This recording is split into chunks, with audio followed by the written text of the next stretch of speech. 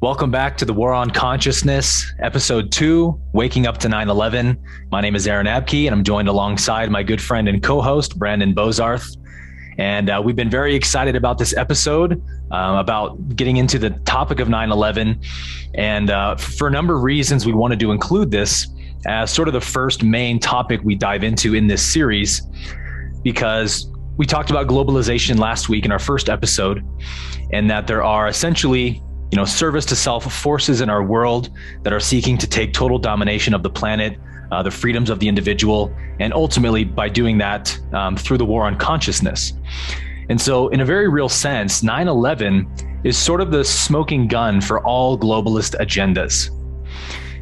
In the sense that if you can see it with 9/11, if you truly allow yourself to accept what you're seeing today, then you will begin to see it everywhere.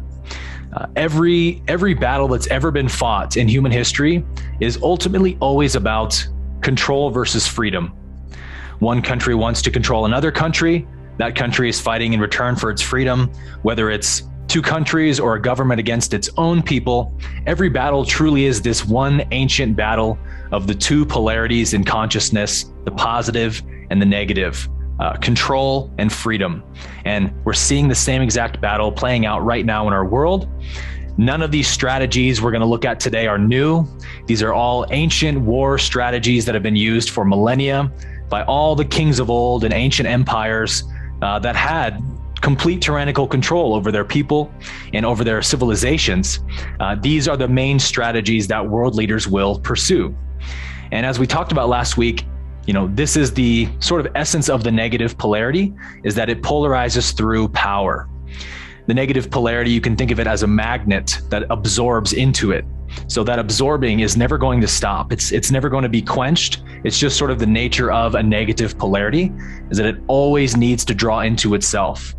And so that plays out as control and power and manipulation. And so we see this happening in our world today, of course, that we are living in a world where our freedoms are being taken from before our eyes. The world is being plundered and stolen from beneath us, and we are cooperating with all of it. And that's sort of the main takeaway point we're going to be showing you today, is that it takes a lot of integrity to see what's happening in the world today and truly admit it to yourself. We have to transcend certain imbalances within ourselves, within our own mind, and within our awareness to truly see that. Because truthfully, as we said last week, all world problems are spiritual problems. They find their origin within each and every one of us. And so to the degree we are unhealed, we can be manipulated. So it's an amazing catalyst for us to heal and transcend these lower levels of awareness and truly come into a new earth and an enlightened civilization that we're destined for. But first, we got to do some healing. So we'll be talking about this question today, Brandon, of, if these things appear to be so obvious to so many of us, why are so many people still unable to accept these facts? Yeah, this is really good. So again, like you said, the prison of our mind, of our unquestioned mind, or the matrix, defends itself by its nature. It wants to survive, right? Like anything else in nature.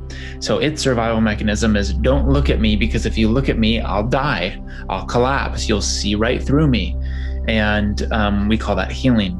And so it's simply the nature of our ego, of our negative belief system, that keeps us in a place of unconsciously giving up our freedoms and willingly giving up our rights to defend itself from defend you or keep you from looking at it. And the reason that this happens is typically because it will key into your survival mechanism and convince you that you'll die, really, if you look at your shadow, if you look at your unconscious mind. And we will run away from that fear of death. Of course, only the ego will die and not you. But that points to one primary illusion of this negative and positive polarity kind of ancient battle, you could say, is that the positive polarity, when fighting for freedom, often places the freedom in the future. And the negative polarity believes their freedom or their power can only come from control, and realizes eventually that true control is only possible if it's agreed upon, that they truly can't control anyone unless there's an agreement. And the positive polarity realizes their freedom can't be taken away unless there's an agreement. So I think 9/11 is a wake-up call, this global wake-up call to redefining and understanding freedom and control and kind of the mechanics of both. Yeah, it's very much a fact that if we cannot see it within ourselves, we're not going to be able to see it in the world. And until we meet our own corruption, our own blindness, our own greed, we won't see it outside of us either. And this is an amazing point about the nature of the universe, actually, is that there are just sort of infinite levels to awareness. And the universe does not grant you access to the next level of awareness until you master the level you're currently on. And so the key to really seeing the world as it is, the true state that it's in, is to see your own state first. Heal your own state of consciousness first. And then the universe sort of hands you the key to the next level, where we can truly become aware of these world issues and make aligned, positive changes towards an enlightened civilization. And I think this is also, Brandon, why, UFO contact or extraterrestrial contact won't happen until we wake up to these forms of service to self-enslavement that we're under, because we're agreeing to all of them. And so although we see many of these extraterrestrial crafts in our skies that are clearly here to help us out and take us to the next phase of our evolution, the service to self powers on our planet are sort of saying, hey, hold the phone there. We've got control of this planet now. And we know you can't infringe on that until that right is given up. And so, the extraterrestrials here that want to help us can't do so until we liberate ourselves by our own free will. And so, in that sense, the matrix is not the fact that we are living in all these forms of unconscious slavery to a tyrannical government, or that we're participating in all these systems of corruption that are, binding us and poisoning us. That's not the matrix, right? The matrix is the fact that all of these things are happening right in front of our face, clear as day, and we can't see it or accept it. That's the matrix we unplug from, is our unquestioned mind. So it's really important to not make the government your enemy. The idea is that individuals in government have negative belief systems, and when the illusion of power, or we'll just use the word power, when power is acquired by these individuals, like we've said before, it automatically will go in the direction of the polarity. And anyone wearing the negative polarity hat would do the same exact things. And that could be a hard pill to swallow, to go, well, would I do that? I couldn't do all of those atrocities. And the truth is that you right here with your belief system couldn't do those things. But if you completely adopted all of the trauma and fear and powerlessness to the degree of those in power, then for some reason, even if it's hard to imagine, that would seem to make sense to you. It would seem to make sense and go, this is the only way I can survive and have enough and sustain myself. And it might seem so distorted, but that's the reality of those in power, which means that we don't need to make them an enemy, but we need to, in a sense, show them that they don't need to hurt or harm anyone, including themselves or others, in order to feel truly empowered and know the power that we all have in our birthright as extensions of all that is. And so it's not that a government is powerful because they're able to pull something like this off. It's that we have given away our power. We have, by forgetting our own power, created a symbol of where the power is. And the reason that it seems so powerful is because of our giving to it, our allowing of the government to take away rights and get away with these kind of ideas. So we are the cause of the powerful government. They are not in of themselves any more powerful. And in fact, they only seem to be powerful because we are empowering them to continue to do what they've been doing for hundreds and hundreds and if not thousands of years.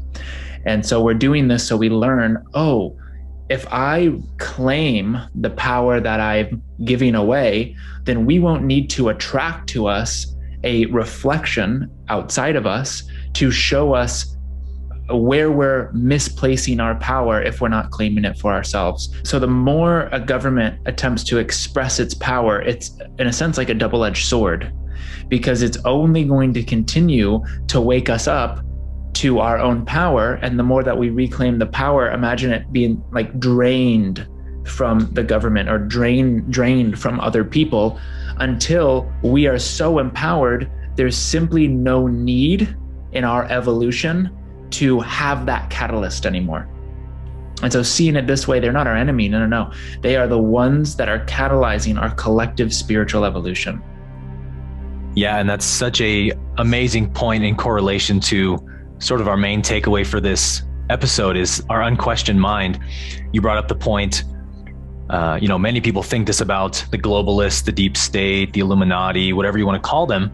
But they're so powerful. How are we ever going to, take them down? They're so strong and powerful. Have we questioned that thought? Is it true? Can we absolutely know that it's true? Maybe they have to do all of these things, all of these problem, reaction, solutions.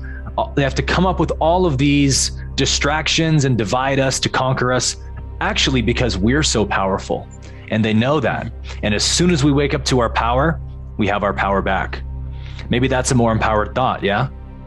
Yeah, that's totally right, Aaron. And as we're connecting 9/11 to the collective unconscious mind, because this is something that was felt throughout the collective, 9/11 has become this symbol. And if we look at, I love looking at the world and seeing it, and I know you do the same, as a reflection of my mind. And every object is a symbol of an energy, of an archetype.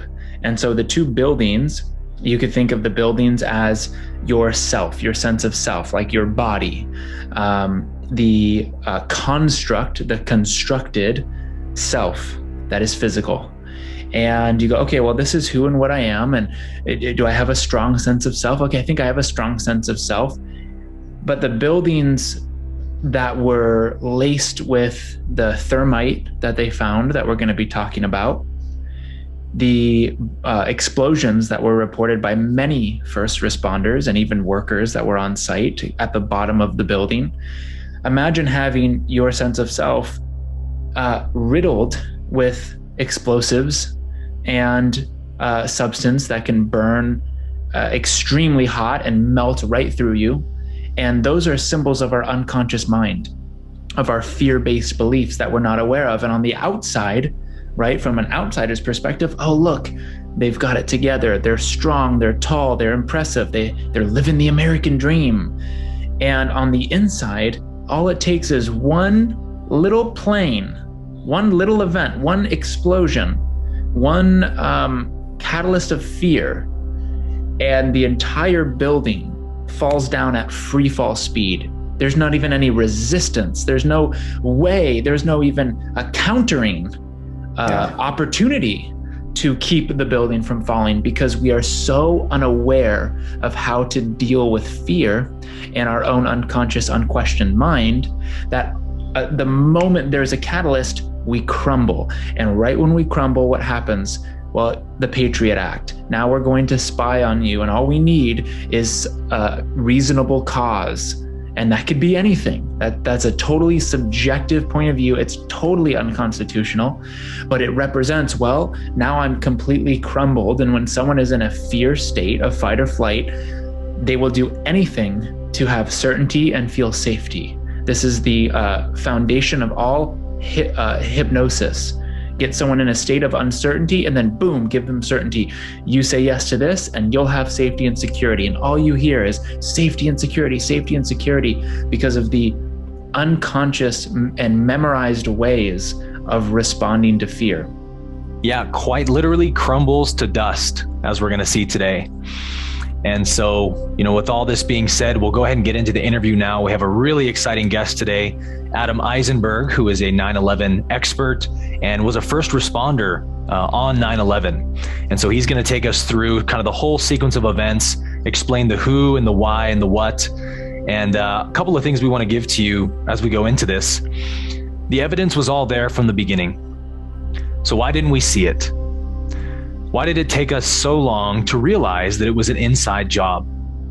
If you had said it was an inside job, the first year after 9/11, that was like the ultimate heresy in our country. Nobody was allowed to say that. People would scream at you if you even mentioned it.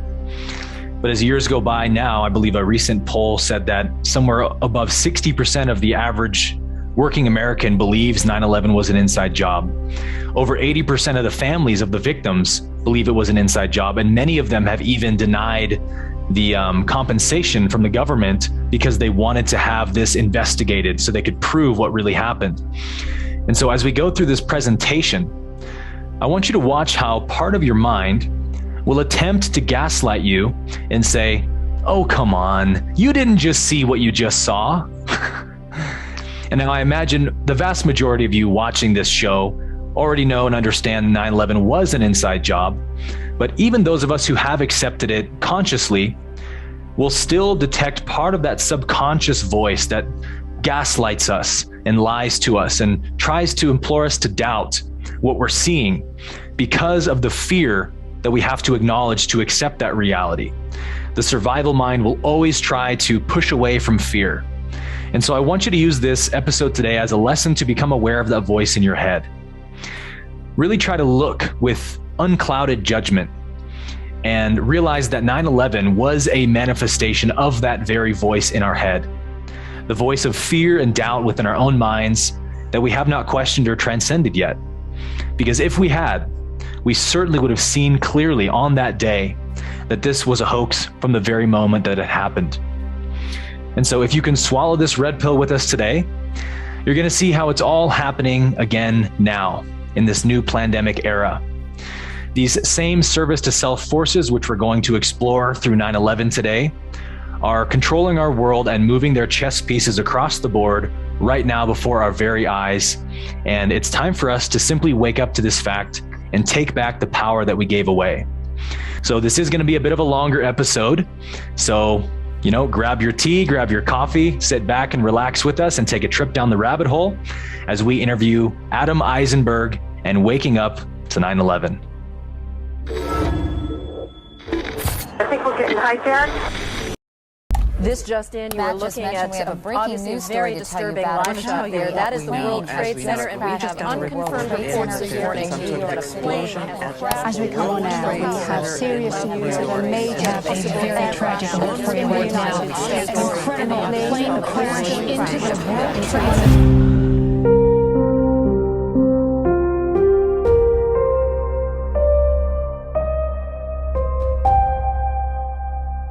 All right, so we are joined today by our very first special guest on the show, Adam Eisenberg. Adam Eisenberg is a 9/11 expert, and Adam, we're just so blessed and happy to have you on the show with us today. So welcome to the show. Thank you, gentlemen. It's a pleasure. So Adam, you were a first responder on the day of 9/11, is that correct? Yes, sir. With Alpha Company, 3rd U.S. Infantry in the Army. So Adam has given us full access to his entire archive of files and pictures that he's gathered over the last, 16 or 17 years. So Adam, why don't you just take us back to that day on 9/11 and sort of share with us what your experience was like? What was your involvement at the Pentagon that day? And then sort of what it was about your experience that got you so passionate about this subject. Absolutely. Well, I was over at Fort Myer, Virginia, which is right across the highway from the Pentagon when all of this started to happen. My company was basically getting ready for a show that we put on every single year. It was a very large traveling kind of military show to go out and engage the public in kind of a public affairs opportunity. And so all of a sudden we're in the back of Fort Myer and fire engines, police cars, all these things started to just continually pass by us. First sergeant gets a call, calls formation and just says, guys, we're under attack. Now, at this point in time, there was a lot of buzz. We didn't know what was happening. People were under the impression that there was attacks all over the place. Nobody really knew what was going on. And so our first order of business, which proved to be very difficult, was to get back to Fort McNair, back to our company. And so that was a pretty exciting event in and of itself. We were riding on buses, trying to get into a place where everybody was trying to exit. And when we finally got back there, The real first fishy thing before I ever set foot onto the Pentagon on 9/11, but the first fishy thing was we were asked to provide some additional people to the military police that were guarding our base. So I was a private, I was full of piss and vinegar at that point in time. I wanted to get out. I wanted to just do as much as I could. I felt like I had something to prove because I was relatively new at my unit. And everybody knows if the Army asks for volunteers, you better see a bunch of hands go up immediately. But so I got picked to be on this detail. I reported to the weapons room and checked out my M16, and the weapons room specialist gave me an empty magazine with no ammunition. And I kind of said, "Hey, specialist, what's going on here? I don't have any ammunition in my magazine." And I'll never forget his words. He said, "Well, the base commander has not authorized the use of live ammunition."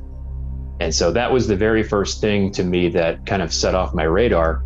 I'm a trained infantryman at this point. I may have just been a private, but the United States government gave me a stamp to be in a unit whose sole purpose was to protect the president. We were Alpha Company, 3rd U.S. Infantry, the oldest active infantry company in the Army. And so that really made me wonder. And then the rest was history. We eventually that day went on site, but that was the very first thing. So. Yeah, that is very suspicious because I remember when 9/11 happened, I was in 7th grade, and I remember at school that day, the whole week actually, we were like under this sort of lockdown. We didn't know what the attack was, if there was more terrorist attacks happening. Like the whole country was frozen in fear. It was this unknown, like, is this a total takeover attempt or something, or just one attack? We don't know. And so it was kind of like all hands on deck. And so the fact that in the middle of a terror attack, they would give their military no ammunition on site just absolutely makes no sense whatsoever. Yeah, especially being so close to the capital region. There are certainly a lot of government agencies that are out there that are designed to protect a number of different things. We, at that point in time, were the only active duty infantry company in the DC region. So you'd think that they would want us armed to the teeth. Eventually what happened is, the afternoon came, and then we went that evening on site, and we were basically used as a 2-company rotation. So from 6 p.m. to 6 a.m., Alpha Company came in, and we were basically, and my military documentations will show this, we were used in any kind of detail that was needed. Some people looked up, we're searching for different people that maybe survived. Some people were pulling security at the Pentagon to make sure that nobody got in. They needed additional security there. Other people were helping remove debris, looking for any possible survivors. And really that was for the first few days until about 3 days later. Then that changed. Then it became a body recovery detail. And so the first day was really just kind of chaos. And then things started to get a little more organized in the effort to get out there to do what needed to be done. So Adam, on that day when you showed up to the Pentagon, you were able to see the actual wreckage at the Pentagon up close. Is that correct? Well, you could tell something happened there. I still maintain that I never one time saw any form of plane wreckage. And I'm not the only person in my company that has said that. You can find record of other people in my company saying that. Of course, I'm not going to disrespect anybody and bring them out into the light where I'm standing, because that's a decision they have to make. But not in my 240 approximate hours there between September 11th and September 30th. And I can say these things as a credible person because I have extensive working experience with airplane parts. I never once saw a plane that came from that day, a plane part, excuse me. It was all just wreckage from the inside of the building, so things that we had pulled out. Actually, it was Bob Franken with an eyewitness who said it appeared that Boeing 757, the American Airlines jet, landed short of the Pentagon. Can you give us any better idea of how much of the plane actually impacted the building? It might have appeared that way, but from my close-up inspection, there's no evidence of a plane having crashed anywhere near the Pentagon. The only site is the actual side of the building that's crashed in. And as I said, the only pieces left that you can see are small enough that you could pick up in your hand. There are no large tail sections, wing sections, a fuselage, nothing like that anywhere around, which would indicate that the entire plane crashed into the side of the Pentagon and then caused the side to collapse. Now, even though if you look at the pictures of the Pentagon, you see that the floors have all collapsed, that didn't happen immediately. It wasn't until almost about 45 minutes later. At any point during this day, were you just, in a very base way, afraid? There were many times, Miles, that you were afraid. You were worried, especially when I was standing in front of the Pentagon that night, seeing one of our fortresses pried open by a missile airplane.